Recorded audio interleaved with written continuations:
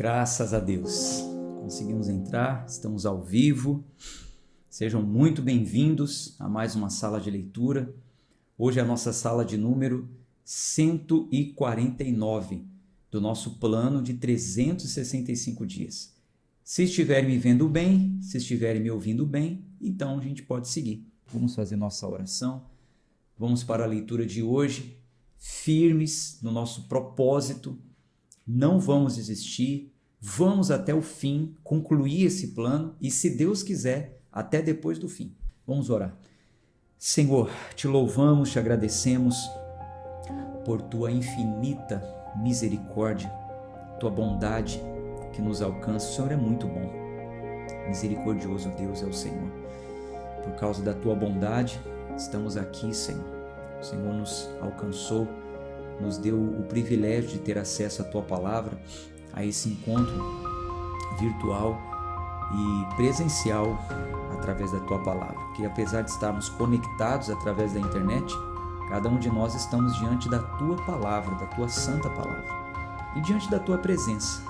Sabemos que o Senhor está em nosso meio, o Deus onipresente em todos os lugares. Aqui comigo, em Sergipe, Aracaju, com essa pessoa que nos acompanha em outro estado, quem sabe até em outro país, como alguns também têm nos acompanhado. Então, diante da tua presença, oramos, agradecemos ao Senhor por mais essa semana que estamos aqui iniciando na segunda-feira, para quem está conosco ao vivo, e agradecendo ao Senhor por esse clube de leitura.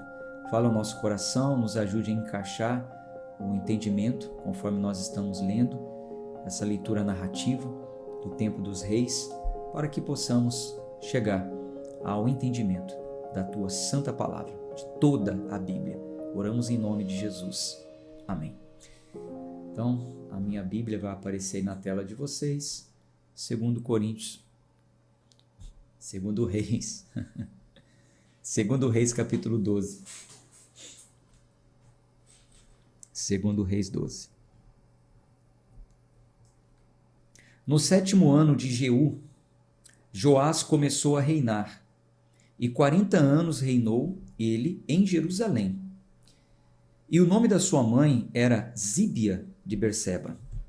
E Joás fez aquilo que era reto à vista do Senhor, todos os dias nos quais Joiada, o sacerdote, instruiu-o. Porém, os lugares altos não foram removidos. O povo ainda sacrificava e queimava incenso nos lugares altos. E Joás disse aos sacerdotes.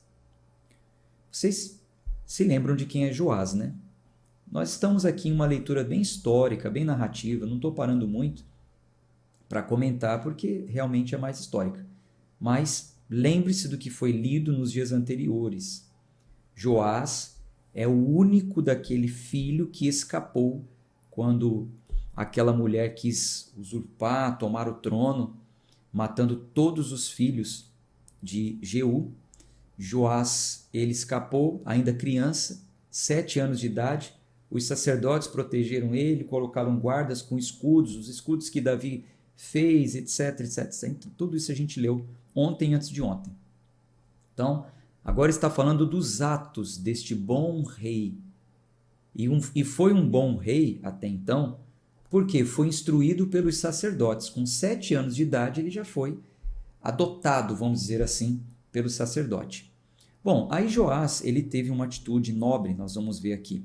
Joás disse aos sacerdotes, olha só, todo o dinheiro das coisas dedicadas que é trazido para a casa do Senhor, a saber, o dinheiro de cada um que passa pela contagem, o dinheiro que é estimado para cada homem, e todo o dinheiro que vier ao coração de qualquer homem para trazê-lo à casa do Senhor, ao coração, né? Voluntariamente, que os sacerdotes o tomem, cada um dos seus conhecidos, e que eles reparem as fendas da casa, onde quer que cada fenda for achada. Então, Joás, como rei, determinou que as ofertas em dinheiro, porque chegava oferta de muitos modos, como vocês já sabem, animais, libações, que eram os líquidos, né? Azeite, vinho, cereais, frutos, enfim. Todo o dinheiro, vocês sacerdotes vão reparar as brechas, as fendas do templo, da casa. Vamos fazer uma reforma, certo? Versículo 7. Então o rei Joás chamou Joiada, o sacerdote, e os demais sacerdotes, e disse-lhes: Por que não reparais as fendas da casa? Agora, portanto, não recebais mais dinheiro dos vossos conhecidos, mas entregai-o para as fendas da casa. Então, depois de um tempo, o rei chama o sacerdote e pergunta: Cadê? Por que vocês não estão reformando a casa? O que vocês estão fazendo com o dinheiro? O que vocês estão fazendo com as ofertas? Então, entregue para os conhecidos. Agora, portanto, não receba mais dinheiro dos conhecidos, dos vossos conhecidos, mas entregai-o para as fendas da casa. E os sacerdotes consentiram em não mais receber dinheiro do povo, nem reparar as fendas da casa. Porém, Joiada, o sacerdote, tomou uma arca e fez um furo na sua tampa e a colocou ao lado do altar, no lado direito de quem entra na casa do Senhor. E os sacerdotes que cuidavam da porta colocavam ali dentro todo o dinheiro que era trazido para a casa do Senhor. Veja, então, o Joás, ele desconfiou, né? O que está acontecendo? Por que os conhecidos trazem o dinheiro, entrega na mão de vocês e a obra não está sendo executada? Qual foi a ordem determinada? Então, a partir de agora, eles não vão entregar mais na mão de vocês, na mão dos sacerdotes. Eles vão ficar na porta, mas coloca ali hoje a gente chama de ofertório, gasofilaço, não sei como chama aí na igreja que você frequenta. Então ele fez ali uma arca, né, um baú com um furo em cima, colocou do lado direito do altar e as pessoas iam e elas colocavam diretamente ali, dentro daquela caixa. E assim era, quando eles vinham que tinha muito dinheiro na arca, que o escriba do rei e o sumo sacerdote subiam e recolhiam em sacolas e contavam o dinheiro que era achado na casa do Senhor. Então veja, transparência no trabalho. O que estava acontecendo? As pessoas traziam, eram conhecidos, né? Entregava ali na mão de um sacerdote, na mão de outro, ó, tô aqui a minha oferta, tô aqui o meu dinheiro, isso é o que Deus tocou no meu coração para eu entregar, isso aqui é uma oferta que eu já queria fazer mesmo, um voto, etc e tal. Mas a obra não andou, a coisa não desenvolveu. E aí o rei falou, parou, não vai ser mais assim, então não vai mais entregar na mão dos sacerdotes. Colocaram uma caixa do lado do altar e todas as vezes que o sacerdote percebia, o sacerdote principal, né, percebia que estava cheia, então chamava o escriba do rei, um secretário. Então, o secretário, junto com o sacerdote, pegava as sacolas de dinheiro e contavam. Testemunha. Visando evitar corrupção. Versículo 11. E eles entregavam o dinheiro depois de contado nas mãos daqueles que faziam a obra, que tinham a supervisão da casa do Senhor. E eles o entregavam aos carpinteiros e construtores que trabalhavam na casa do Senhor, e aos pedreiros, e aos talhadores de pedra, e para a compra de madeira, e para a pedra lavrada, para reparar as fendas da casa do Senhor, e para tudo o que era entregue à casa para repará-la. Então, com aquele valor arrecadado, bem contabilizado, o escriba do rei, junto com o sacerdote principal, contava e entregava. Pedreiro, toma aqui, tanto. Talhador, toma aqui, tanto. Quem trabalha com madeira, o carpinteiro, toma aqui, tanto. Olha lá, vai fazendo a obra e a gente vai pagando vocês. Versículo 13. Todavia, ali não eram feitos para que a casa do Senhor... Todavia, ali não eram feitos para a casa do Senhor tigelas de prata, espivitadeiras, bacias, trombetas, quaisquer vasos de ouro ou vasos de prata, do dinheiro que era trazido para a casa do Senhor, mas aquele que era entregue por eles aos trabalhadores, e com eles reparavam a casa do Senhor, ou seja, uma oferta dedicada. Era uma oferta dedicada para aquele fim. Além disso, eles não ajustavam contas com os homens em cujas mãos eles entregavam dinheiro a ser doado aos trabalhadores, porque eles agiam com fidelidade. Muito legal isso. Quer dizer, eles nem ajustavam contas com os trabalhadores, porque os trabalhadores agiam com fidelidade. Então, o pedreiro contratado ali para fazer o serviço, o sacerdote ia lá e dava... Vamos trazer para os dias de hoje a nossa moeda? O sacerdote ia lá e chamava o pedreiro, né? Fulano, vem cá, ó, das ofertas que entraram aqui, toma aqui, ó, R$1.000. Vai fazendo aí o que precisar. Se faltar, você me fala. E nem prestava conta. E aí, o que você fez com o dinheiro? Cadê a nota? O que você comprou? Não, por quê? Porque eram pessoas que agiam com fidelidade. Muito legal, né? O dinheiro pela transgressão e o dinheiro pelo pecado não eram trazidos para dentro da casa do Senhor. Eles eram dos sacerdotes. Então, como eu disse, existiam vários tipos de oferta. Aquela era uma oferta dedicada para a construção.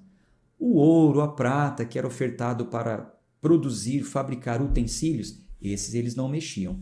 Aquela oferta pelo pecado, expiação de culpa, esses eles não mexiam. Cabia ao serviço do sacerdócio, ao mantimento dos sacerdotes, como a gente já viu lá nas leis. Mas aquela oferta dedicada, essa é para a construção, para a reforma do templo. Então, essa era levada, colocava dentro da caixa, era contabilizada e era dividida entre os trabalhadores profissionais, que eram pessoas fiéis. Então, o que estava acontecendo? Vamos rebobinar a fita. Joás falou, olha, eu quero que vocês reparem o templo. Fechem todas as fendas, reparem. Então, vocês vão receber oferta de conhecidos de vocês para esse fim. Todo homem cujo coração mover, vão falar com vocês, são conhecidos, então vão chegar ao sacerdote fulano, ó, essa oferta aqui é para tal coisa. Passou o tempo, a obra continuou parada, sem ser reparada. Joás falou, o que está acontecendo? Será que ninguém está dando nada para esse fim? Então fala o seguinte, parou, não vai mais entregar na mão de vocês. Aí deu ordem, o povo ficou sabendo que a oferta dedicada para a reforma do templo era para ser colocado lá na caixa, no ofertório. Porque muito provável, pelo que diz o texto, que as pessoas entregavam na mão dos sacerdotes e eles faziam o que queriam.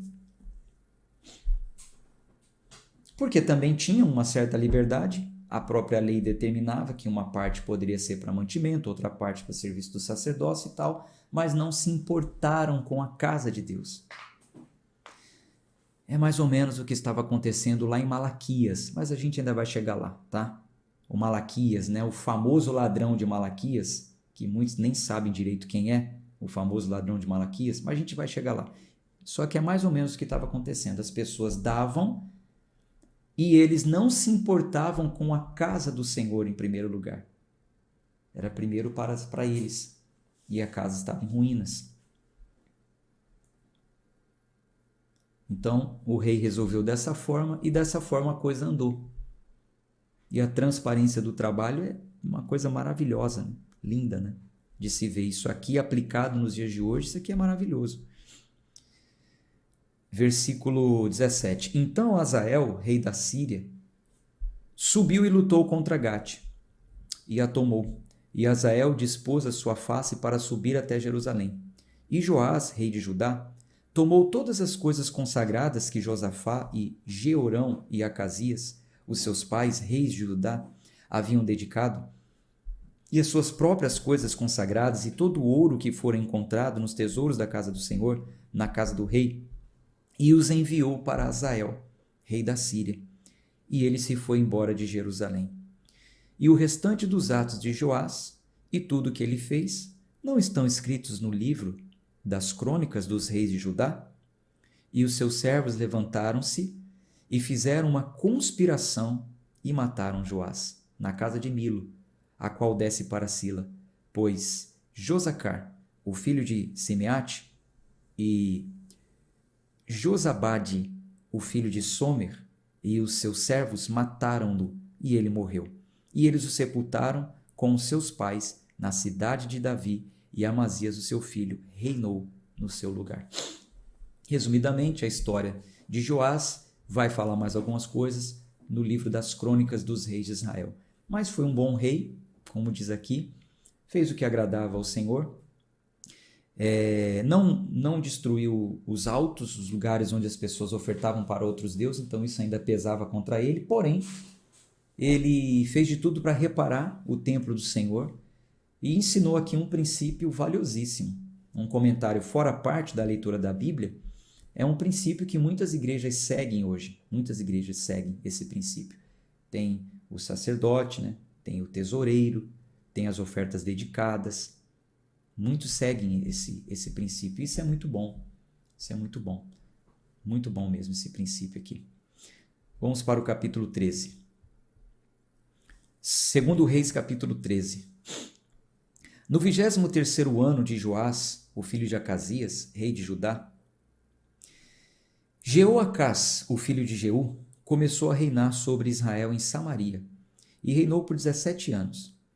E ele fez aquilo que era mal à vista do Senhor, e seguia os pecados de Jeroboão, o filho de Nebate, o qual fez Israel pecar. Disso ele não se afastou. E a ira do Senhor foi acesa contra Israel, e ele os entregou nas mãos de Hazael, rei da Síria, e na mão de Ben-Hadad, o filho de Hazael, todos os seus dias.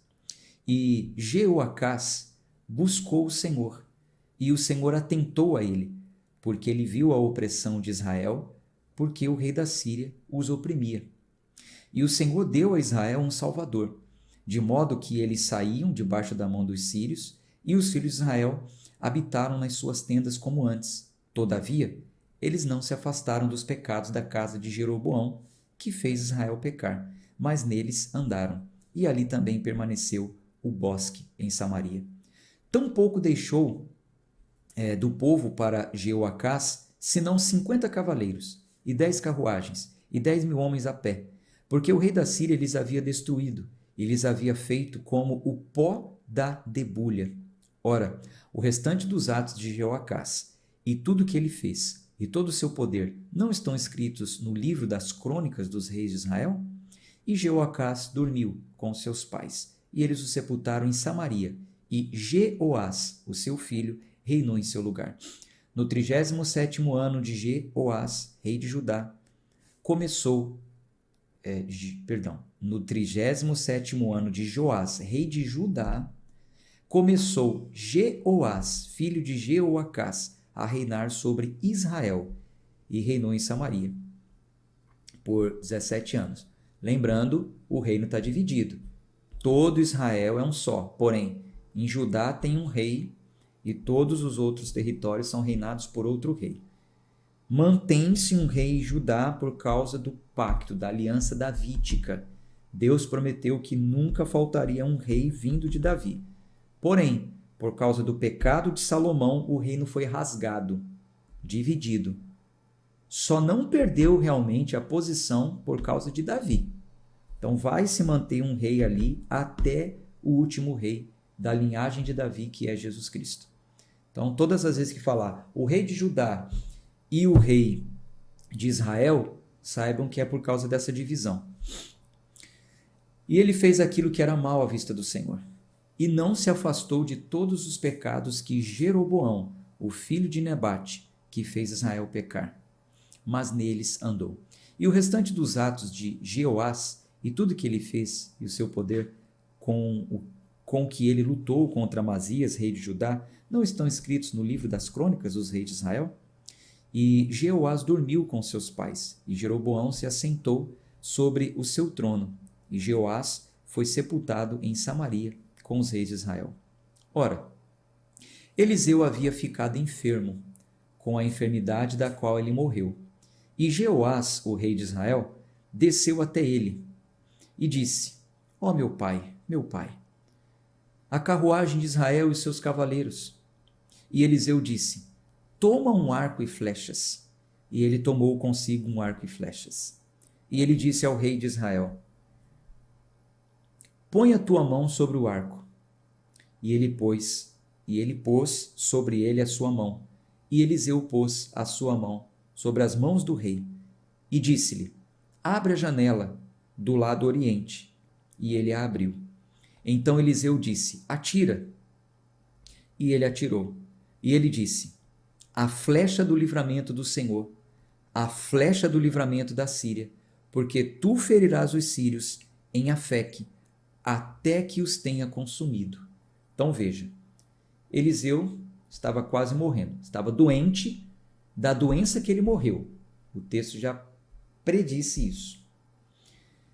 O rei, temendo uma guerra que estava por vir, correu até o profeta e falou: meu pai, os carros e os cavaleiros de Israel, o que será? Nós vamos enfrentar uma batalha. Eliseu disse: pega um arco e flecha, abre a janela. Eliseu colocou a mão junto e falou: atira. Quando ele atirou, Eliseu profetizou: é a flecha da vitória do Senhor. Deus vai te dar a vitória. Aí ele atirou, uma flecha. Certo? Versículo 18. E ele disse: toma as flechas. E ele as tomou. E ele disse ao rei de Israel: fere a terra. E ele feriu 3 vezes e cessou. Então o profeta falou: é a flecha da vitória do Senhor. Pega mais flechas e fere a terra. Atira flechas na terra. Ele atirou 3 vezes e cessou. O homem de Deus ficou irado com ele e disse: tu deverias ter ferido 5 ou 6 vezes. Então terias ferido a Síria até tê-la consumido, posto que agora tu ferirás a Síria, mas não mais do que 3 vezes. E Eliseu morreu, e eles o sepultaram. E os bandos dos moabitas invadiram a terra pela chegada do ano. Então, o profeta tinha falado: é a flecha da vitória do Senhor. Deus vai te dar vitória. Pegue mais flechas aí e atira para a terra. Então, imbuído daquela fé, o que se esperava do rei? Que ele atirasse mais flechas. Não, então Deus é comigo de fato, eu quero vencer, vou fazer minha parte, sabe? Atirar sobre a palavra de Eliseu, lançar uma fé. Mas ele lançou 3 flechas e cessou. Aí Eliseu ficou irado, Ficou irado. Mas é isso, é aquilo, São épocas. Nós estamos lendo uma narrativa aqui do Velho Concerto, da Velha Aliança, onde existiam profecias alegóricas, Era uma profecia alegórica, A gente, na Nova Aliança, nós temos como exemplo de fé, em Hebreus 11, a fé que crê no que não vê, Eu não preciso hoje jogar flecha no chão, então agora eu vou pegar e vou tacar a flecha no chão para eu vencer. Não, nossa flecha hoje é invisível, é crer no que não vemos, mas temos convicção, temos um fundamento, que é a palavra, enfim. Não tem mais essa questão aí. Versículo 20. E Eliseu morreu e o sepultaram, e os bandos dos moabitas invadiram a terra pela chegada do ano. E sucedeu, enquanto eles estavam sepultando um homem, eis que espionaram um bando de homens e lançaram o homem no sepulcro de Eliseu. E quando o homem foi largado abaixo e tocou nos ossos de Eliseu, ele reviveu e levantou-se sobre os seus pés. Porém, Hazael, rei da Síria, oprimiu Israel todos os dias de Jeoacás, e o Senhor foi gracioso para com eles, e deles teve compaixão, e teve respeito para com eles, por causa do seu pacto com Abraão, Isaque e Jacó, e não quis destruí-los. Tampouco ele os lançou da sua presença até aquele momento. Então, apesar do povo estar em pecado, Deus foi gracioso, ou seja, uma revelação da graça de Deus já no Velho Testamento. Ainda não estava na dispensação da graça, mas Deus já dava nuances do que seria a graça, né? Um favor imerecido, mesmo sem merecer. Mas por quê? Por causa do pacto com Abraão, Isaque e Jacó. Ele tinha um pacto de que manteria aquela nação. Então, Deus revelou graça mantendo eles. Hoje nós recebemos graça também por causa de um pacto, não o pacto de Abraão, mas o pacto da nova aliança do sangue de Jesus. Vamos seguir. Versículo 24. Assim Hazael, rei da Síria, morreu, e Ben-Hadad, o seu filho, reinou em seu lugar. E Jeoás, o filho de Jeoacás, tomou novamente da mão de Ben-Hadad, o filho de Hazael, as cidades que ele havia tomado da mão de Jeoacás, o seu pai, por guerra. 3 vezes Jeoás o venceu e recuperou as cidades de Israel. Vamos para o capítulo 14. No segundo ano de Jeoás, filho de Jeoacás, rei de Israel, reinou Amazias, o filho de Joás, rei de Judá. Ele tinha 25 anos de idade quando começou a reinar, e reinou 29 anos em Jerusalém. O nome da sua mãe era Jeoadã, de Jerusalém. E ele fez aquilo que era reto à vista do Senhor. Todavia não como Davi, o seu pai. Ele fez segundo todas as coisas como fez Joás, seu pai. Todavia, os lugares altos não foram removidos. Até aquele momento o povo sacrificava e queimava incenso nos lugares altos. Então, versículo 5. E sucedeu tão logo o reino foi confirmado na sua mão que ele matou os servos que haviam matado o rei, seu pai. Porém, os filhos dos assassinos ele não matou, segundo o que está escrito no livro da lei de Moisés, no qual o Senhor ordenou, dizendo: os pais não serão levados à morte pelos filhos, nem os filhos serão levados à morte pelos pais, mas cada um será levado à morte pelo seu próprio pecado. Tá vendo? Mas tem outros textos que falam que ele é o Senhor que visita a iniquidade dos pais no filho até a 3ª e 4ª geração. Tem realmente. Mas o que isso quer dizer? Aí a gente vai ter que estudar. Aí a gente vai se aprofundar. Então, se você quiser participar da aula da plataforma, me manda uma mensagem no WhatsApp, eu vou te colocar em um grupo à parte, não é o grupo da Bíblia. Tá bom? Combinado? Então, quem quiser, manda uma mensagem aí no particular. Tá? A Rosineide falou aqui: pastor, eu quero entrar, eu mandei mensagem no particular. Faz tempo eu não respondi, então manda de novo. Meu WhatsApp é uma loucura, gente. São mais de 1000 pessoas no clube de leitura, vocês imaginam aí como é. Eu procuro responder a todos, mas possa ser que uma mensagem ou outra se perca. Então, se você me mandou uma mensagem faz uns dias que eu não te respondi, manda de novo. Não tem problema não, não é ser mal educado, indelicado, pode mandar. Pastor, eu mandei uma mensagem uns dias atrás, olha, estou mandando novamente. Não tem problema não, tá? Versículo 7. Ele matou de Edom no vale de Sal, no vale do Sal, né? Não era um vale de Sal, né? Ele matou de Edom no vale do Sal 10.000 e tomou Selá por guerra e chamou o seu nome de Jocteel até esse dia. Então Amazias enviou mensageiros a Jeoás, o filho de Jeoacás, filho de Jeú, rei de Israel, dizendo: vem, olemo-nos à face um do outro. E Jeoás, o rei de Israel, mandou dizer a Amazias, o rei de Judá: o cardo que estava no Líbano mandou dizer ao cedro que estava no Líbano. Fala uma historinha, né? Uma parábola, né? O cardo que estava no Líbano mandou dizer ao cedro que estava no Líbano: dá a tua filha para o meu filho como esposa. E ali passava um animal selvagem que estava no Líbano e pisoteou o cardo. Tu, na verdade, tens ferido a Edom, e o teu coração tem te exaltado. Gloria-te disso. E detenha-te na tua casa, afinal, por que mexerias com a tua dor, para que caias, de fato, tu e contigo Judá. Porém, Amazias não quis ouvir. Já já eu vejo os comentários, tá? Se eu concluir a leitura aqui. Porém, Amazias não quis ouvir. Portanto, Jeoás, rei de Israel, subiu. E ele e Amazias, rei de Judá, olharam na face um do outro em Bet-Semes, que pertencia a Judá. E Judá foi derrotado por Israel. E fugiram cada homem para suas tendas.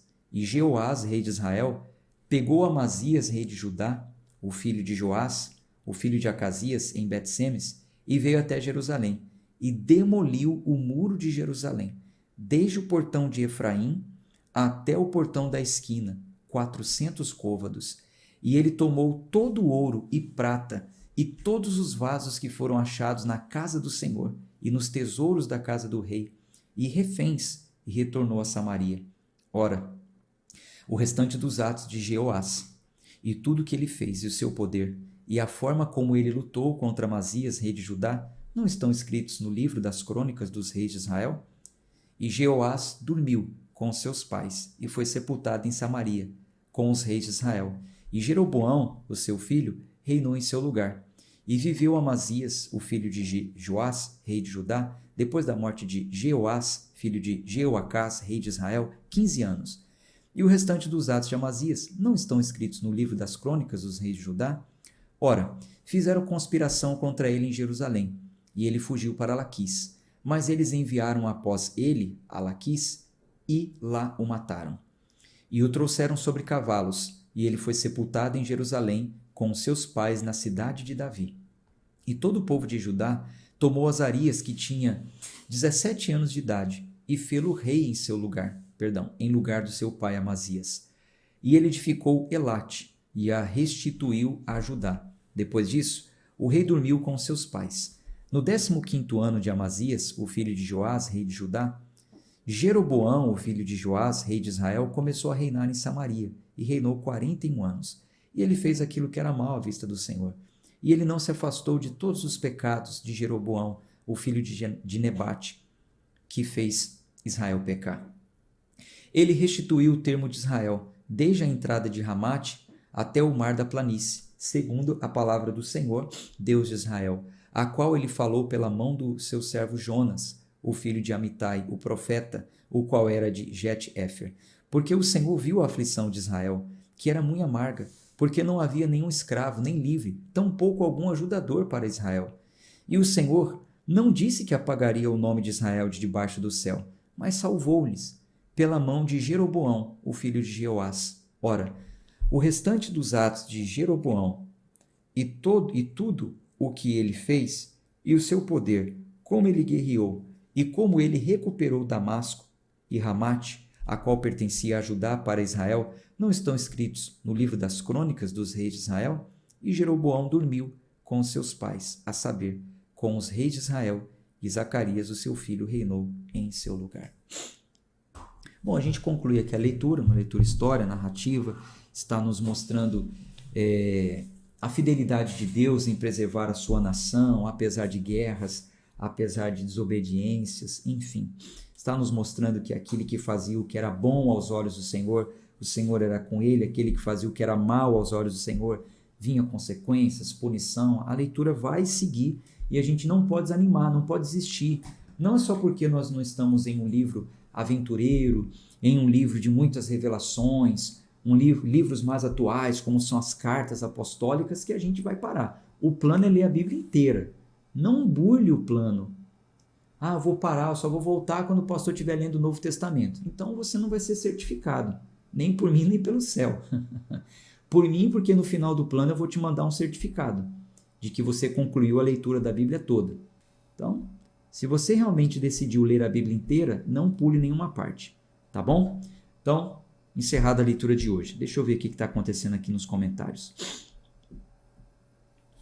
Eu creio que sim, as bênçãos vão de geração em geração. Uma pessoa falou aqui. Uivaianes, é isso? Desculpe se eu estou errando a pronúncia do seu nome, tá? Sampaio de Carvalho. Ivonete. Não lembro quando, mas o meu pastor já falou que se herda o que os pais passam. Então, vamos ver o que a Bíblia diz, tá? Não estou falando nem que sim, nem que não. Na sala de aula eu vou expor toda a verdade sobre isso. Que os filhos não herdam o que os pais passam. E prometeu uma aula sobre maldição hereditária para nós. Então, aguarde, vamos ver o que vai ser feito aí. Ah, porque o pai era viciado, por isso que o filho é também. Então, tem todas essas coisas. Aí, o que acontece? Precisa-se fazer uma quebra de maldição. Aí já vai inventar a campanha da quebra da maldição. Então, eu vou parar por aqui, porque senão eu começo a entrar em igreja, e aqui não é sobre igreja, aqui é sobre Bíblia. Na sala de aula, eu vou falar tudo sobre isso aí, tá? Maldição hereditária.